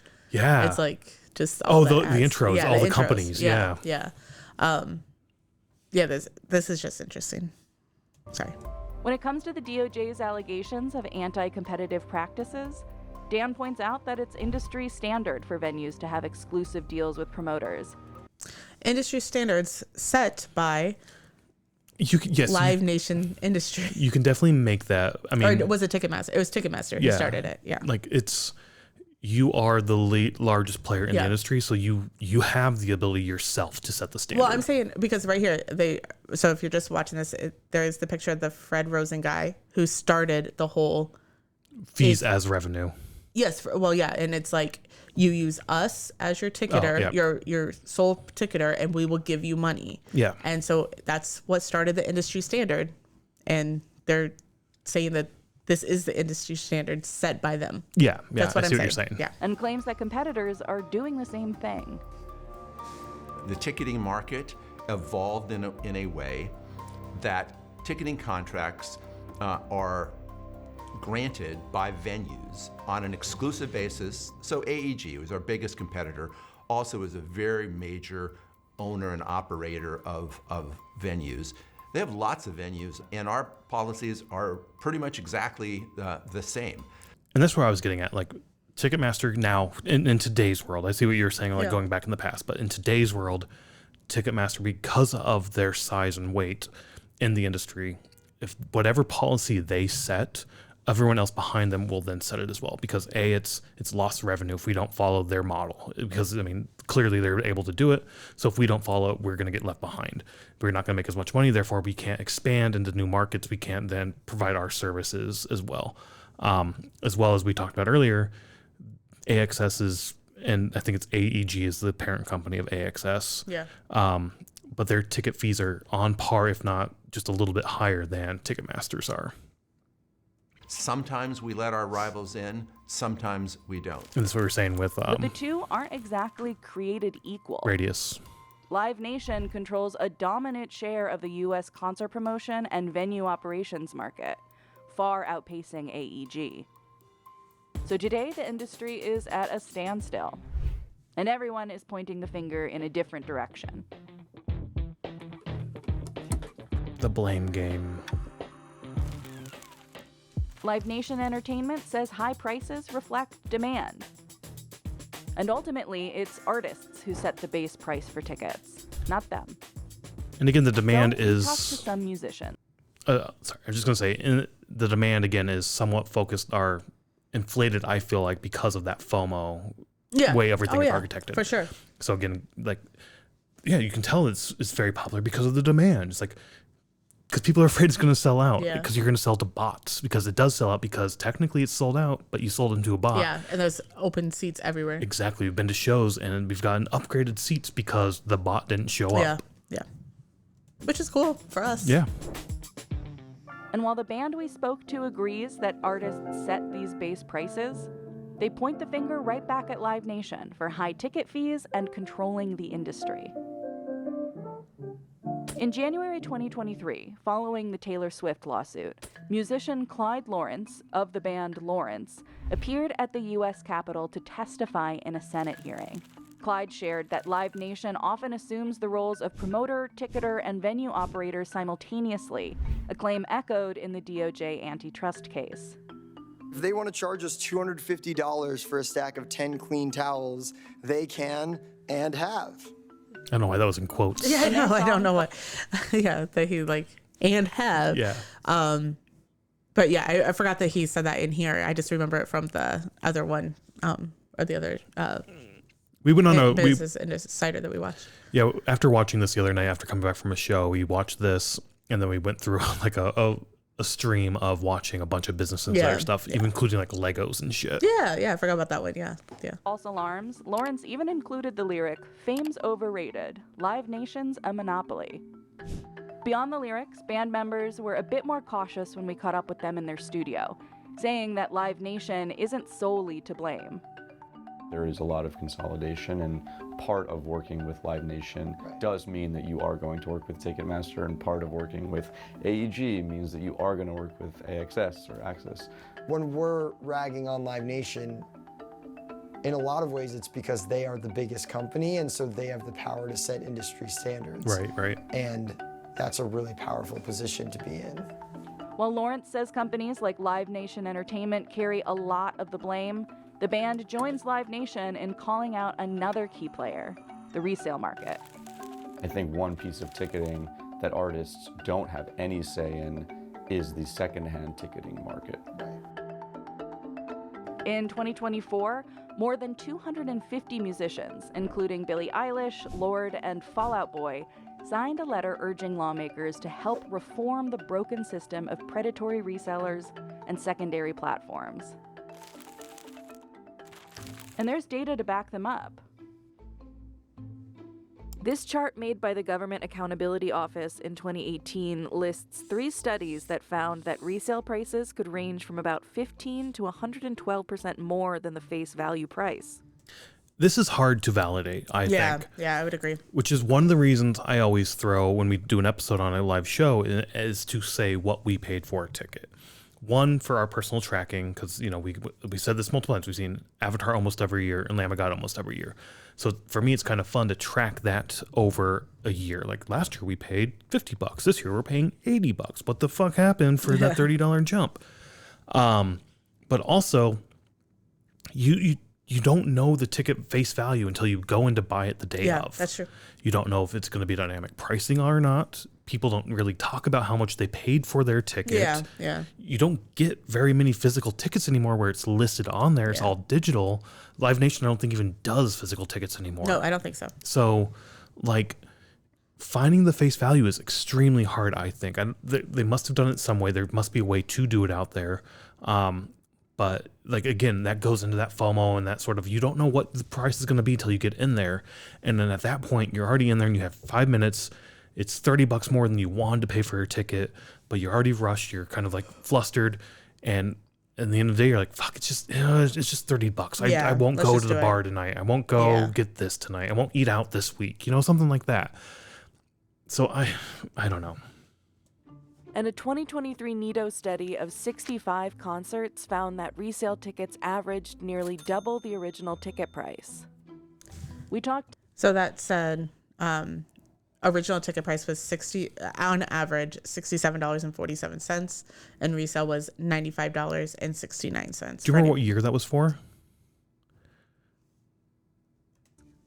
And a 2023 NITO study of 65 concerts. That seems about right to me, I think. Yeah. $60, $59.50 is typically what I think we paid. Yeah, and I think they're doing the face value, not doing fees on top of it. Exactly. Yeah. It's found that resale tickets averaged nearly double the original ticket price. We talked to StubHub, the first online resale ticketing site. In 2024, on average, 80% of our tickets were under $100. So I know that these Taylor Swifts, they get a lot of headlines, but they're actually not illustrative of the real experience. StubHub also does other things than concerts. Yes, 100%. So does Ticketmaster, to be fair. But again, but you can buy a $6 ticket to the White Sox on StubHub. And Ticketmaster sometimes. But when she's saying the average was below this, are those calculated into that average? Yeah, because if you have a $6 White Sox ticket, but then a $3,000 Taylor Swift ticket, and you sell, and there's 80 White Sox games a year. It's definitely going to be skewed. Yes. Yes. Numbers are based on StubHub's internal data, which it's they on their did internal not data, share with yes. us. And like Live Nation, StubHub says they're not responsible for setting the ticket price. We make suggestions to them, hey, your ticket's not selling, you might consider lowering them. So it's really up to the seller. We have no role in setting those prices. So that's 100% true with them. We've sold shit on StubHub when we kind of go to a show, and we try to maybe make mostly baseball games. Mostly baseball games, yeah. And they do tell you here's the average price for that ticket in that range. Yeah. And we will always do let's say the average was $30. We're like, fuck it, let's go to 20. Yeah. I'd rather make some money over we want to no make money. Yeah. So that is true. But I think there is a minimum that you can sell them for on StubHub. I can't remember. There might be. I don't see why there wouldn't be. Yeah. Because at some point, like, they need to make the fees Right. to, again, pay for the system hosting the ticket. And I don't know if they talk about it here, but like if you sell on StubHub, you don't get that whole $20, say. You get like 14 because StubHub takes some of it. They don't necessarily call that aspect of it out, but they do say like there's fees on both ends. And I think that's sort of where why you don't get it is because that's part of the fee you have to pay. Yeah. But yeah, that's 100% right. You put it for 20, you get $18.50 because we're taking $1.50 for the fees. It's really where the market is. But that doesn't address the issues of fees, which are where StubHub makes its money. The same 2018 study from the Government Accountability Office found that resale platforms often charge higher fees, about 31% of the ticket price on average, compared to 27% on primary sales. Oh, that's where that came from. They are showing the whole thing now, where before they only showed the 27%. So 27% is the average on a normal ticket, and 31% is on resale. Resale. Interesting. So let me double check mine. I think I said 22% was our average. Yeah, I think so. Yeah, 22. So we're still a little bit below. Yeah, but taking into account those ones that don't have fees is what I was trying to do. I see what you're saying now, because now thinking about it, you're right. I think our average for like a Live Nation venue is anywhere from 30. Yes. Well, 35. Low is 23 I've seen, maybe even lower. Okay. But even up to like 40 to 50% on fees. Yeah. So the secondary marketplace, the resale marketplace, is enormously responsible for the inaccessibility that exists with live entertainment in this country. That's Senator James Skoufis. I was going to say that name. I can't remember her saying these. Regulations in New York. And unlike primary ticketers, resellers like StubHub charge fees for both the buyer and the seller, allowing them to profit more from a ticket than the artists themselves. So why do you think StubHub deserves more profit share than, say, people that are directly involved in the event itself? I don't. I don't think that StubHub deserves more profit than the artists and the teams who are creating, the show and the event. I kind of sort of agree with her on this, and like this whole line of questioning to me is kind of stupid in my mind, because again, StubHub is just providing the service to sell the ticket. I 100% agree with that. I don't think there's anything necessarily wrong with that in and of itself. So theoretically, I could buy a ticket and I could sell it to you through StubHub, and then I have to pay a fee. You have to pay a fee because we covered the the service. Plus, they want to take a little bit of money off the top for themselves as well to make a little bit of profit. And then you go ahead and you sell it, and then that person sells it, and then that person sells it, and that person sells it, and eventually I buy it back and I sell it back to you. Like, they don't control how many times that changes hands. I think that's a very rare situation. I think they don't change hands that much. But again, the battery just died. We'll change that out. Okay, Brian lost his train of thought with the battery dying. Yeah, I lost my train of thought. I can't remember. I think this line of questioning is kind of bullshit. I kind of agree with this StubHub lady. They don't control how many times a ticket changes hands, like I was trying to say, as well as when it goes on sale, like the person selling it has the choice to say how much they're going to. So $100, like 10% on $100 is less than 10% on $1,000. Yeah. So like, again, they don't control that. I think the overall underlying issue that they don't really touch on a whole lot here is the bots. The bots then consume a bunch of these tickets, then go to these platforms and sell them for those exorbitant prices. Yeah. That's the biggest issue for me. And also, they don't cap the price of any ticket. That comes up later, yes. They do they? They do talk about that a little bit, I think. Well, we'll see. We'll find out. We want to work directly with artists and teams. StubHub and resale sites have also been sued in 2024. The DC Attorney General accused StubHub of deceptive drip pricing and junk fees, which are fees that are hidden until the end of the checkout process. The DC case is that still $30 pending. I was talking about. Like, you get there and it's like, Meanwhile, fuck it, it's just $30. the FTC finalized its junk fees rule for live event tickets. But I do have to say, sometimes now seeing the fee ahead of time, I'm like we just had this for something we bought. I can't remember what concert it was, but I was like, really? Like $75 for that show? Like, that's a lot. But then when you look at it, it's really $50 for the show, $25 for fees. Yeah, I can't remember what show that was. There was a couple of them we did that where it was outrageous expensive for like what we thought it was going to be. And then you get to the end and we're filling out the spreadsheet because we go to the receipt and they have it broken down, itemized. I'm filling out the spreadsheet and I was like, wait, that wasn't $49 for that show. It was $70. And it's like, oh, wait, no, Yeah. the fees. Yeah. And again, it's inconsistent. Yeah. So you don't know which option it's going to be, Right. which is very Right. frustrating. Like when you look at the ticket price. Yeah. Which I guess is kind of better that they show it up front. But how many people are going to see that up front and be like, I don't want to pay $75 to see Lorna Shore? I don't know. I'm just pulling out a band, but Yeah, the lack of am I consistency. wearing? Oh no, I'm not wearing Lorna Shore today. The lack of consistency is an issue for me. They do say somewhere on there, like fees included. Yeah. I don't know where that is. And Last small. time it was so small. I Yeah. did see it, and it said like inclusive of fees or something, but it was so small up in the corner. And not everyone's, like, again, I said this, lack Yeah. of consistency is Yeah. fucking Yeah, frustrating. and if you don't buy 70 tickets, you don't notice them. Effective May 12th, 2025. StubHub told Business Insider that the company is in compliance with the 2025 rule. Ultimately, StubHub brings the blame back to Live Nation. Why? They're under investigation. They have to point the finger at something else. When they talk about pointing the finger at Right here. resale, do they mention that they're also in the business? 100%. Alex points out that Live Nation Entertainment also participates in the resale market. How the fuck is Ticketmaster be like, well, really, it's the reseller. Yes. It's StubHub's fault. They're reselling tickets. It's like, you're a resale platform Yeah. too, dipshit. And the Ticketmaster resale just pisses me off. I don't like buying from Ticketmaster resale because they're double dipping. They're triple dipping now because they're getting it from the original sale. They're getting it from the seller and the buyer. And now the buyer can't go to the show because something happened. Yep. Life happens, and they now need to resell that ticket. And they're not going to take a loss, or hopefully they're going to try Yeah. not to take a loss. So I'm going to try to sell it for $20 more than I sold. Therefore, I can make a little bit of money. Yeah. Plus, no, you don't make any money. You just get your money back because you have to pay the fee. Hopefully you do. Yeah. Okay, let's listen to what Business Something Insider said. singer Olivia Dean took issue with in November 2025. The criticism led Ticketmaster and Axis to agree to refund anyone who paid more than face value, as well as cap future resale ticket prices. So they're capping it a bit. And in the UK, the government announced To what, like $10,000? Well, here's the UK is going to talk about it. I know, but the UK has different laws than we do. No, no, they're not going to cap it at $10,000.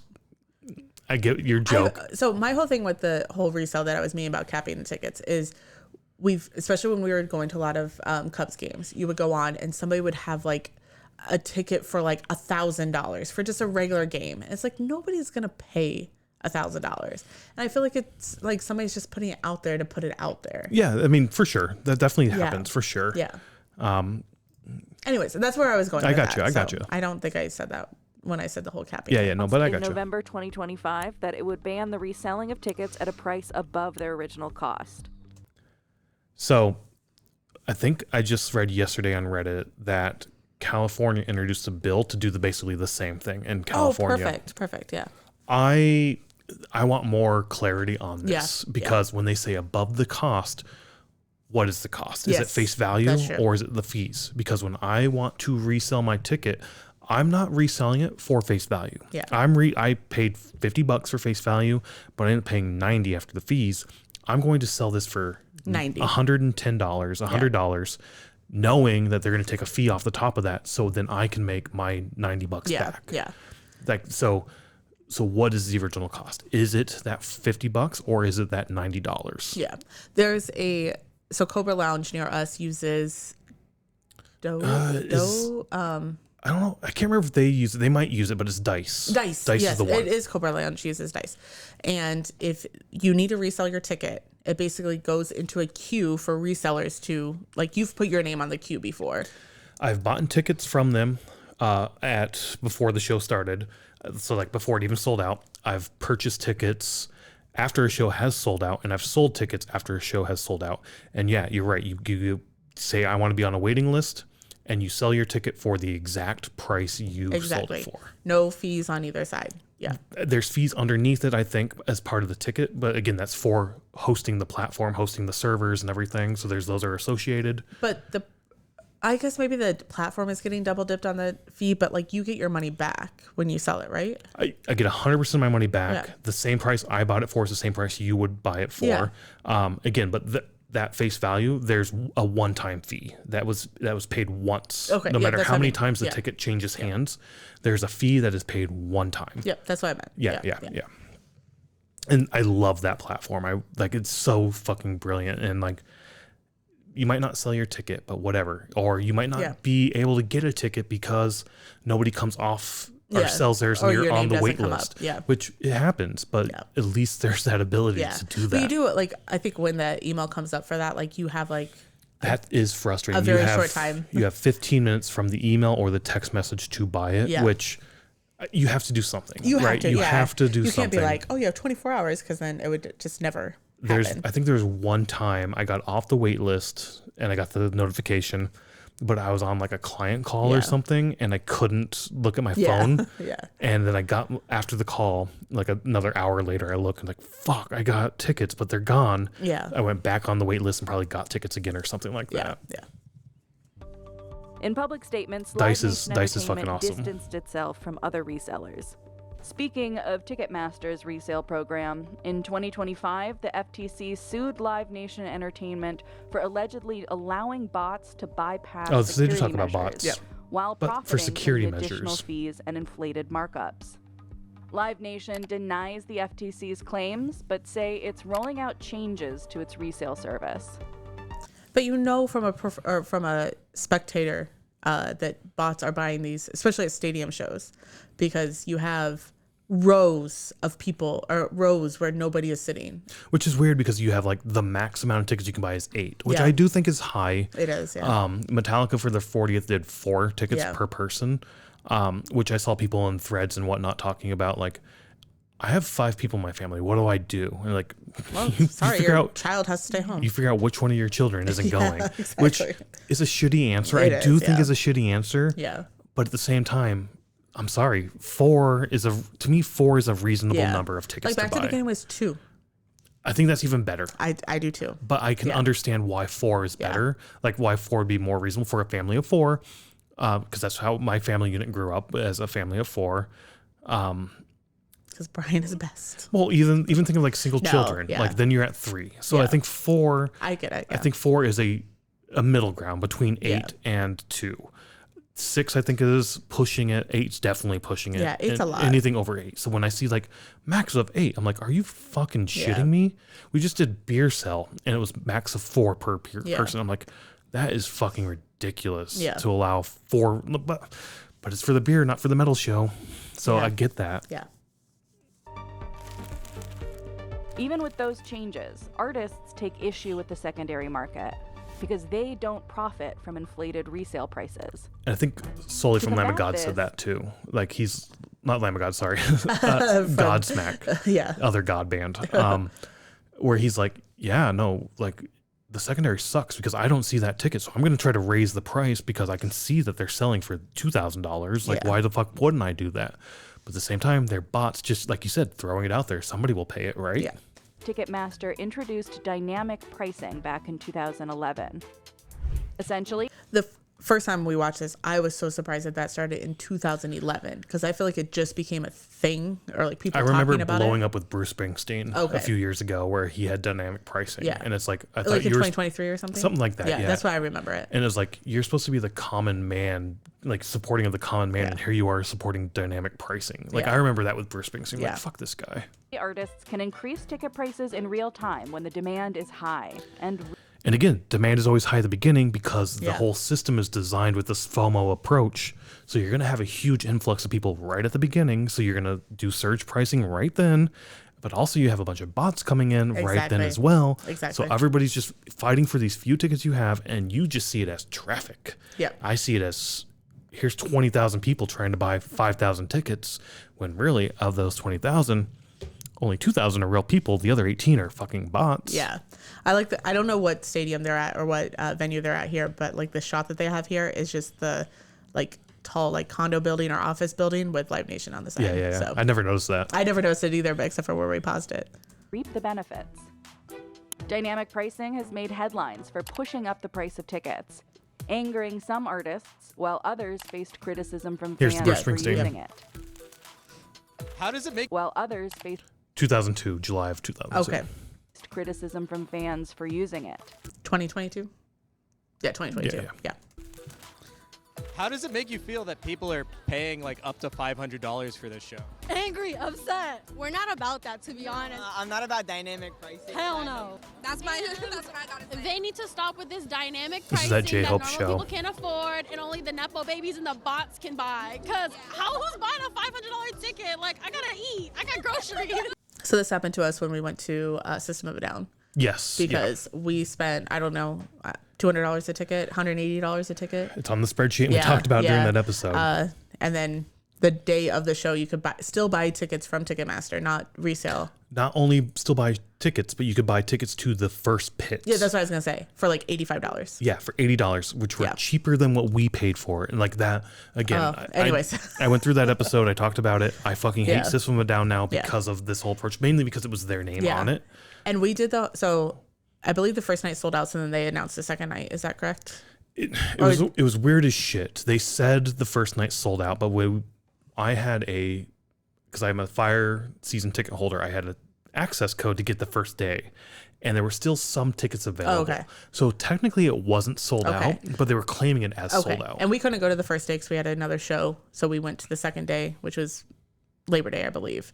And we did the whole, like, I remember we were like at a restaurant. We were like, okay, both of us go in and whatever tickets we can buy, we'll just buy, sort of thing. Because it was kind of that FOMO of day one sold out, so here's day two, sort of thing. So Stop scamming us. Please. After all the frustration and finger pointing, there was one thing everyone we spoke to had in common. They still remember their favorite concert. All right, so here's the end of it. They're going to talk to a few people about their favorite concerts, and then they go into like the credits and everything. I have some comments about the favorite concerts. Let's see. Let's just listen to them real quick. Okay. Mother's Day weekend, 1994. I had grown up in New England, so I had seen the band Fish.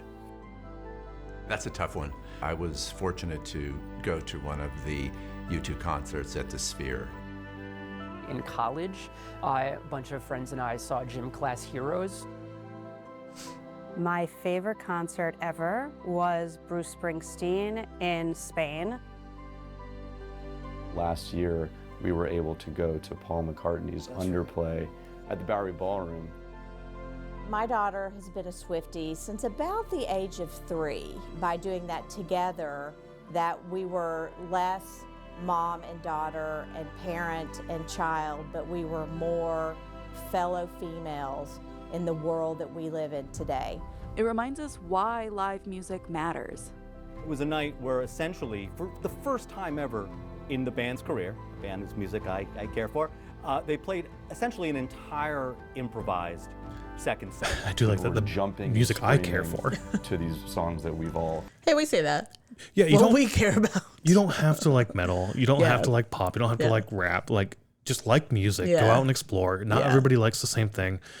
But what we do like is just music, the community it brings together. Yeah. Like, that's what we're trying to focus on. We just focus on metal. There are times where we don't do non-metal shit. But, like, it's the same for whatever genre you're in. Like, the community aspect, like, whatever. And he even said from stage, he's like, oh, this reminds me of, back in the day. In the early 60s before we were playing big venues. It was crazy. But if the way the industry operates doesn't change, more and more fans could get priced out of these concert experiences that mean so much. So I'll stop it right there and go back to the people talking about their favorite shows. And this is something I noticed from the first time I watched it, is mostly with that Ticketmaster exec. Maybe because he's a Ticketmaster, I'm already like in my head like, fuck this guy. But he's like, oh, that's a tough one. I'd have to say I was lucky enough to go to the U2 Sphere show, which, cool, maybe that was your best show. Even the StubHub lady was like, oh, it was Bruce Springsteen in Spain. And like, okay, cool. But the ones that are resonating with me, the ones that like, I'm like, that was your favorite show, I can tell, is the ones that are not talking about necessarily the music, but the emotion associated with the music. Yeah, the Fish guy being like, I love this music. I don't know if you like it, whatever, doesn't matter. If you like it, I like it. And this was the first time they did a whole improvised set. They'd never do that. And then you have the guys talking about Paul McCartney, and like, it was such a small, intimate stage. And he's even like, this is like me growing up, and like, I finally got to see a Beatle in like their youth type setting and whatnot. Yeah. So I feel like that's our favorite concerts as well. I mean, granted, we have our favorites of like, Back to the Beginning and S&M 2, but S&M 2 was so, I'm going to use the word emotional for you, but like just such a powerful moment of it. And it's not like, I got to go to, I got to go to these concerts. It's more like what you felt during the concert and like why it's your favorite. yeah, and we did a 666 on this too, of being like, Back to the Beginning was the greatest metal show of all time. Like I 100% agree with that. I believe that, but it wasn't my favorite show. Yes. S&M 2 was my favorite show because of the emotional aspect. My second favorite show was my first GA show, which was Shadows Fall, Lamb of God, and Slipknot. And just the emotions and the experience of going to the show with friends and going home after the show with friends and everything around it, that it lit the fire for me to go to see more live music, especially GA shows, and then maybe Back to the Beginning. But yeah, like that's the thing I'm picking up here of these people talking is like, oh, my favorite show is, it was this show. It was this show.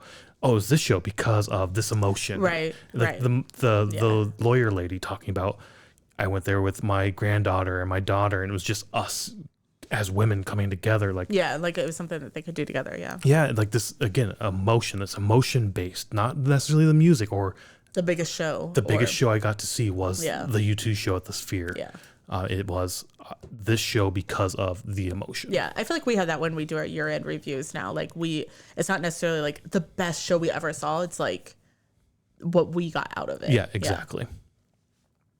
The current system is rigged against the large majority of fans, and the system every single year becomes more and more rigged as the industry stakeholders, the emotional music to this, become more and more comfortable with jacking up prices. There are only 50,000 seats in that arena, 60,000 seats in that arena.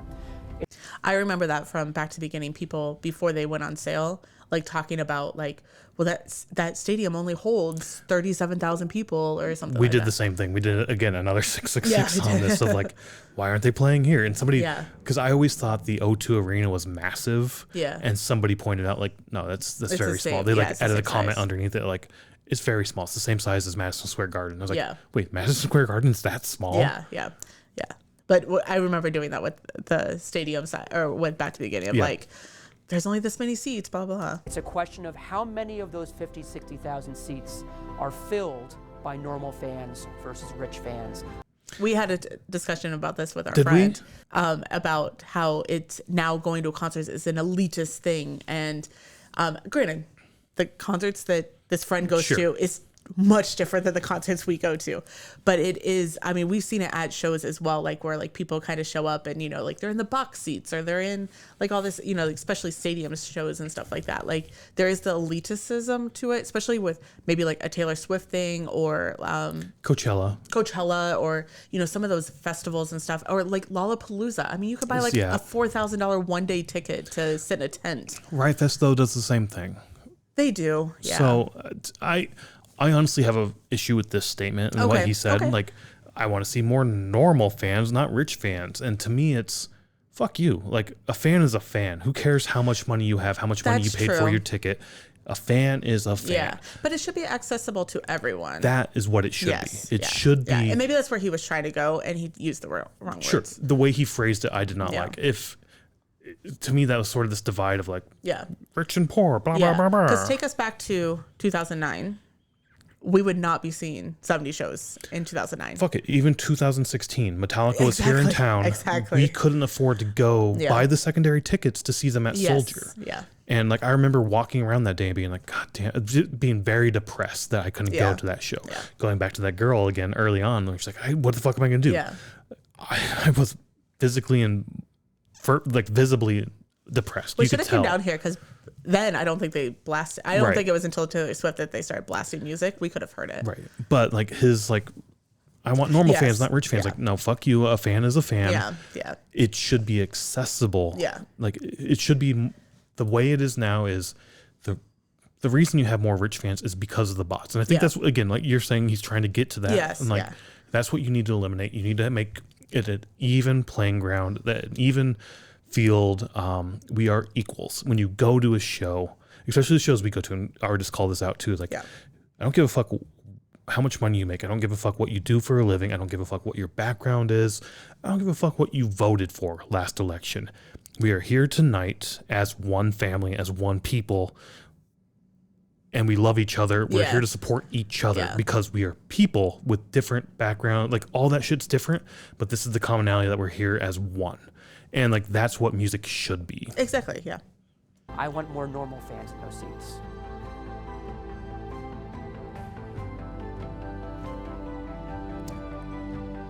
And so we are done going through the credits here. I suppose we should let them run. Yeah, just for continuity or whatever. Yeah. I don't know how that works. Let's turn off the music bit, though. Yeah. Oh, did you pause it? Oh, I did pause it. I did not mute it. There we go. Muted. Yeah.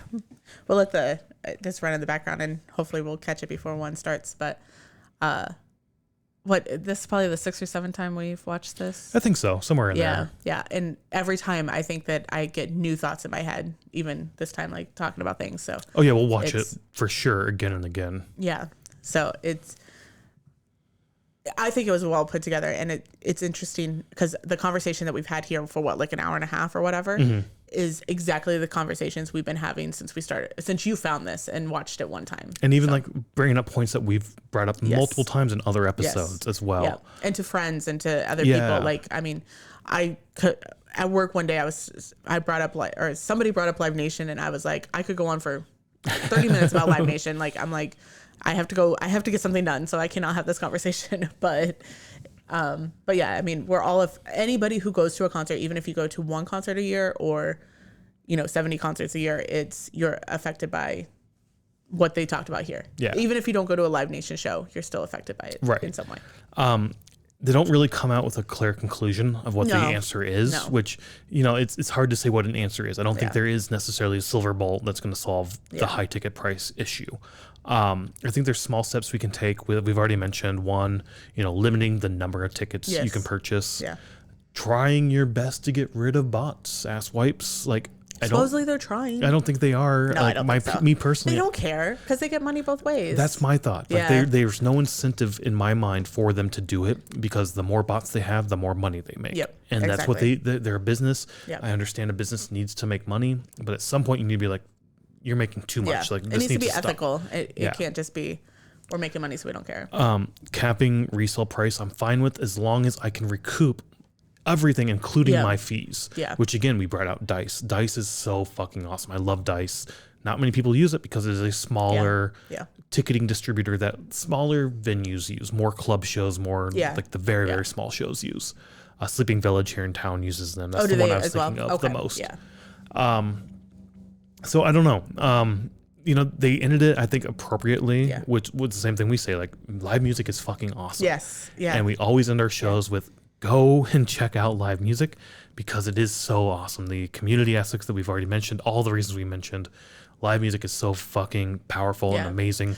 So get out there and check out live music. Yeah. One more comment. I'm sorry. Go ahead. I think you were trying to end it there. I was, but I can do that all again.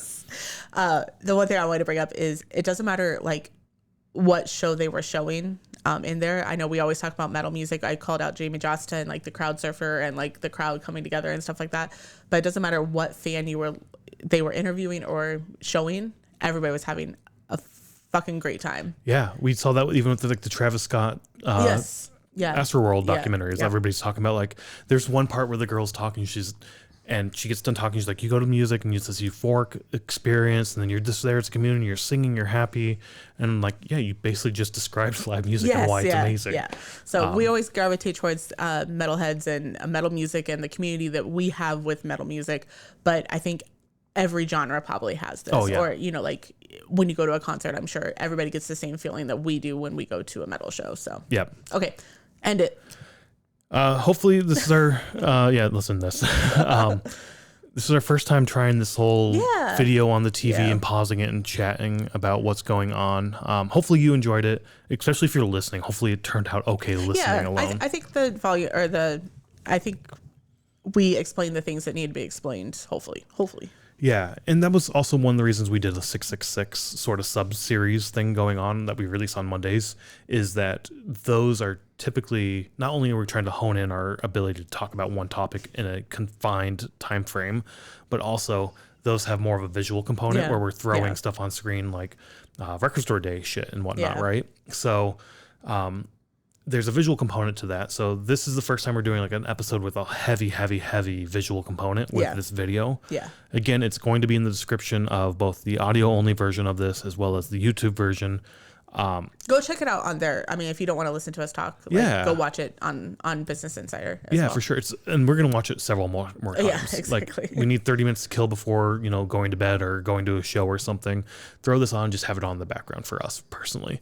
But in any case, like I was saying at the first end that we tried to do, or I tried to do, live music fucking awesome. So get out there, just experience live music, experience the community, experience everything that it offers, and maybe we'll catch you at the next show. Bye.